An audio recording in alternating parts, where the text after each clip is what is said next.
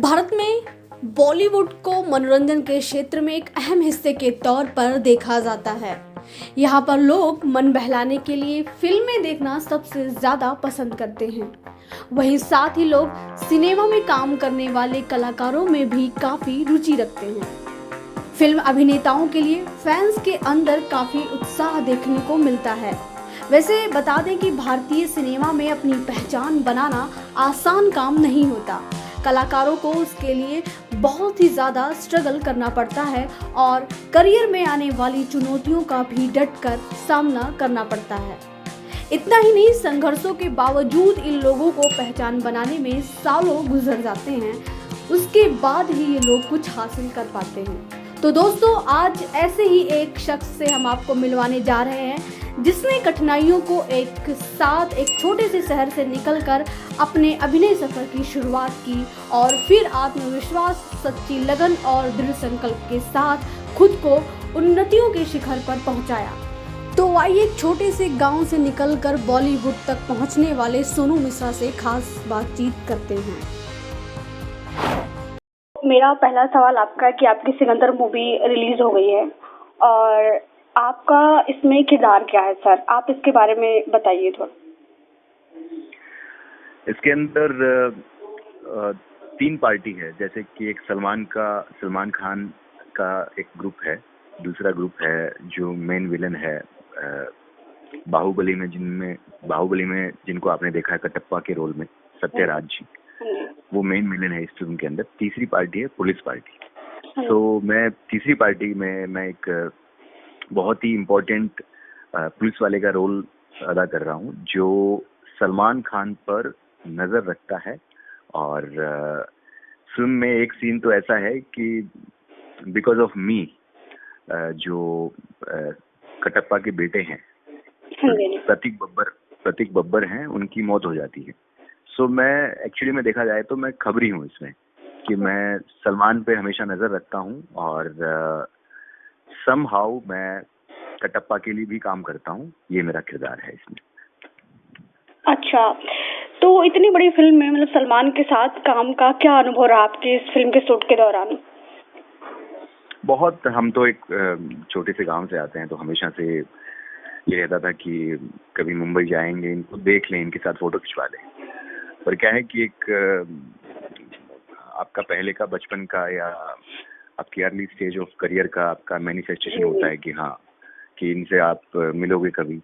और जब मेरे को अभी भी याद है, जब एक सीन कर रहे थे और बहुत सारे सिक्योरिटी की वजह से बहुत सारे गार्ड्स के साथ जब सलमान खान आए, एंटर किया, तब पहली बार ऐसा स्क्रीन स्पेस करने से पहले की बात कर रहा हूँ मैं, जैसे ही वो एंटर हुए तो हम जो अक्सर सुनते हैं उनके बारे में कि हाँ ये सुपरस्टार है, समझ में आया कि व्हाई ही इज सुपरस्टार।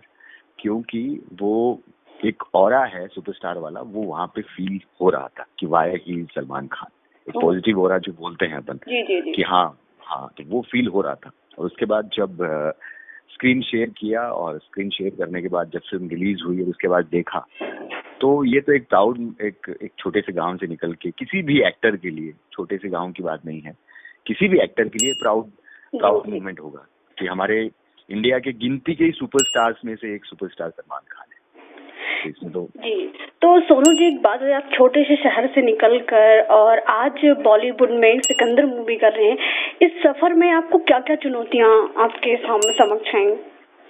देखिए क्या होता है, चुनौतियां तो ये होता है कि अगर मैं मुंबई से होता या मैं बड़े शहर से होता तो शायद मुझे इतने ज्यादा साल नहीं लगते यहाँ पे। तो आप छोटे गांव से पहले तहसील में आते हो, आप तहसील से आप डिस्ट्रिक्ट में आते हो, तो हमारा स्ट्रगल मुंबई में काम करने से पहले का भी स्ट्रगल ज्यादा हो जाता है कि आप मुंबई में आते हो और एक्टिंग के लिए यहाँ रहते हो और एक्टिंग को पाने के लिए आप स्ट्रगल करते हो। बट हमारा स्ट्रगल तो गांव से मुंबई आने तक का भी स्ट्रगल हो जाता है। गांव से तहसील, तहसील से डिस्ट्रिक्ट, डिस्ट्रिक्ट से फिर आप जयपुर जैसे शहर में आते हो और उसके बाद मुंबई में आते हो आप।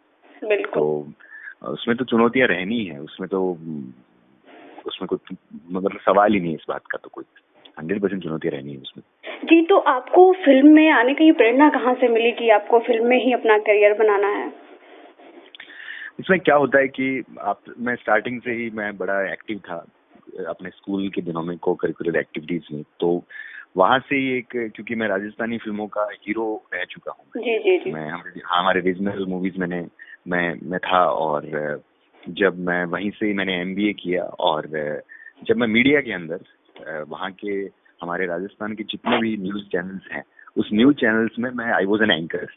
सो वहाँ से एक था कि हाँ मैं कैमरा फ्रेंडली हूँ और मुझे शायद मुंबई जाना चाहिए, और फिर आसपास अपने दोस्तों का सहयोग, सबकी प्रेरणा कि हाँ कि आप शायद थोड़ा सा और ज्यादा डिजर्व करते हो, तो सबकी प्रेरणा से और खुद का भी एक कैमरे से जो लगाव है, उसकी वजह से उसी दिन डिसाइड किया गया था कि हाँ आफ्टर एमबीए मुझे मुंबई जाना है। सो मैं मुंबई आ गया। जी, तो सोनू जी, मेरा एक सवाल ये है कि फिल्म के नेपोटिज्म के बारे में आप क्या कहना चाहेंगे? सॉरी? फिल्म के नेपोटिज्म के बारे में आप क्या कहना चाहेंगे? एक छोटे से शहर से बंदा अगर स्ट्रगल कर रहा है और वो बॉलीवुड में जाना चाह रहा है, पर ये जो नेपोटिज्म के बाद काफी चर्चा हो रही है, इस पर आपका क्या कहना चाहेंगे? नेपोटिज्म का ऐसा है कि नो डाउट नेपोटिज्म होता है, और नेपोटिज्म से फर्क इतना है कि मैं अगर किसी प्रोड्यूसर या डायरेक्टर का बेटा होता तो शायद मैं 10 साल पहले जी जी। मैं 10 साल पहले स्टार बन चुका होता है, नो डाउट, इसमें कोई शक नहीं है।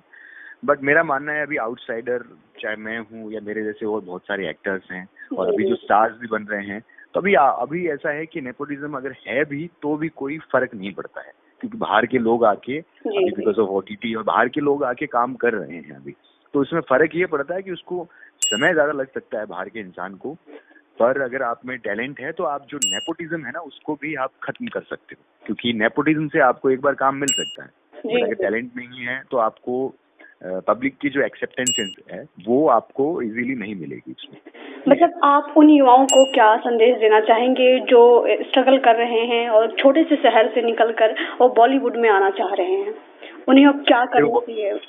मेरा ये मानना है कि मुझसे बहुत सारे, स्पेशली राजस्थान से जो भी नए लड़के और लड़कियां जब आते हैं, मुझसे पूछते हैं कि कैसे करें, क्या करें, तो मैं तो कहता हूँ कि रील के जमाने में ना जी के यूट्यूब के जमाने में कि हाँ आप रील्स देख के और उस हिसाब से कि आपको, क्योंकि इंस्टेंट चाहिए, सबका अटेंशन स्पैन जो है वो कम हो गया है कि सबको 30 सेकंड में वो एंटरटेनमेंट, और तो 30 सेकंड में एंटरटेनमेंट चाहिए तो इनको फिर 1 महीने में ही काम चाहिए। तो मेरा मानना है कि अगर आपके अंदर धैर्य है, अगर आपके अंदर फोकस है, तभी आप मुंबई आइएगा। अगर आपको ऐसा लगता है कि मुझे 6 महीने में या 3 महीने में काम मिल जाए, हो सकता है आपको जो आप चाहते हो वो 5 वर्ष लगे, हो सकता है 5 महीने में मिल जाए। अगर आप में धैर्य है, सबसे मेहनत पूरी दुनिया करती है, टैलेंट पूरी दुनिया में होता है, भाग्य का अलग खेल है, पर सबसे ज्यादा अगर मुझसे पूछा जाए, अगर आपके अंदर परसिस्टेंस और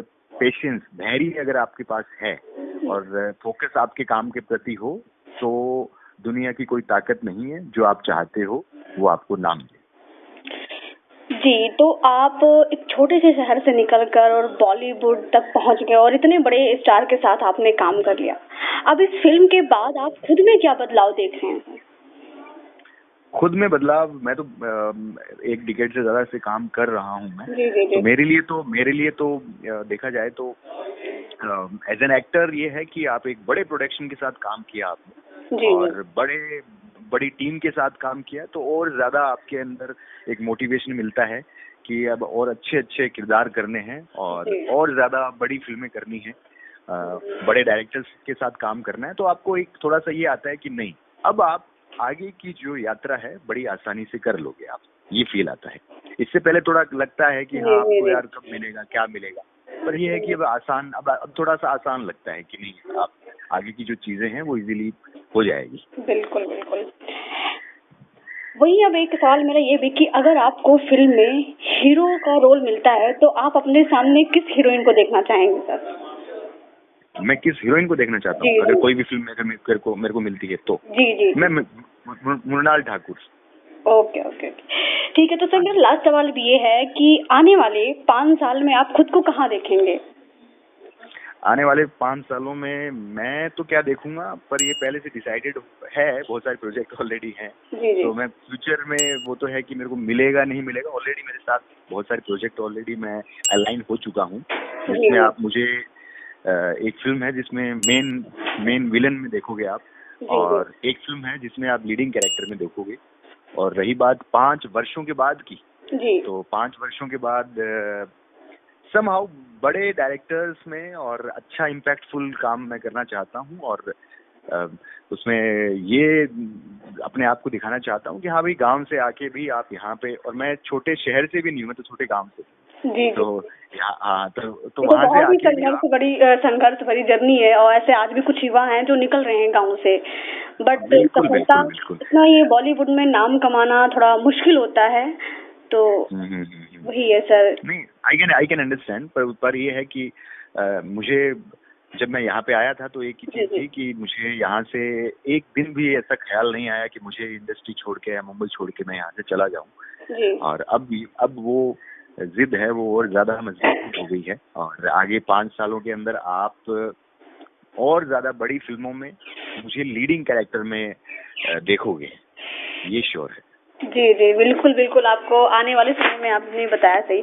तो आप अब ये इस तरीके से जो आपने भी बोला कि आप छोटे शहर से नहीं बल्कि आप छोटे गांव से हैं, अब वो युवा अभी कुछ दिनों में ऐसे कुछ युवा निकल रहे हैं, पर आधे रास्ते से वो मुड़ जा रहे हैं, अपने उस सफर पर नहीं जा पा रहे हैं, उनको क्या करना चाहिए सर आपके अनुसार? देखिए क्या होता है, यहाँ पे आके लोग क्या होता है, थोड़े से भटक जाते हैं, क्योंकि बड़ा शहर है, थोड़ा जाती है ना, और उसमें बिकॉज ऑफ सोशल मीडिया और लोग थोड़ा सा नशे की तरफ भी चले जाते हैं, जिसकी वजह से जो काम करने आए हैं उस काम से थोड़ा सा डिस्ट्रैक्ट हो जाते हैं। तो मेरा मानना है कि फिजिकली सबसे पहली चीज है कि अगर आप फिजिकली फिट रहोगे, जिसमें मैं तो I am black belt in Indian martial art, तो अगर आप फिजिकली फिट होते हो तो उसमें फायदा ये है कि आपका माइंड भी फिट रहता है, आप मेंटली भी स्ट्रांग रहते हो, और अगर आपका दिमाग शांत है, दिमाग मजबूत है, तो मुझे नहीं लगता कि जो भी आपका लक्ष्य होता है वहां तक पहुंचने में आपको कोई दिक्कत होती है। बिल्कुल बिल्कुल सर। ओके सर, तो आपका बहुत बहुत धन्यवाद, और आपने इतने छोटे से शहर से, एक छोटे से गांव से निकलकर आज आप बॉलीवुड में पहुंच चुके हैं और एक बड़े स्टार के साथ काम कर लिए हैं, और आशा करती हूं कि आप अपना नाम बॉलीवुड में ऐसे ही आगे, जिस तरीके से आपने बोला कि 5 साल में आप आगे देखना चाहेंगे, तो फिर मैं आशा करूंगी कि आगे ही आपके एक लीड रोल पर फिर मैं दोबारा आपसे मुलाकात होगी सर। और तब तक के लिए सर बहुत बहुत धन्यवाद आपका। जी, thank you so much dynamic news, thank you Deepika ji. Okay. और डेफिनेटली आगे भी जब काम आएगा तो हमारी बातचीत होगी। जी बिल्कुल बिल्कुल।